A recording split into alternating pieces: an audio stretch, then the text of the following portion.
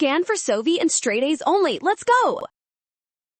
Paper chromatography is a super cool way to separate mixtures in the lab. Let's quickly find out which molecular property makes this whole process work. First, remember that chromatography relies on how components move through a stationary phase. Different substances travel at different speeds because they are attracted to the paper or the solvent differently.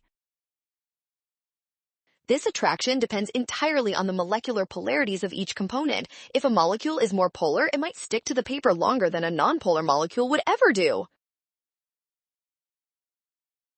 Since polarity determines the separation distance, we can investigate it using this experiment. That makes option C our final winner for this chemistry challenge. Boom!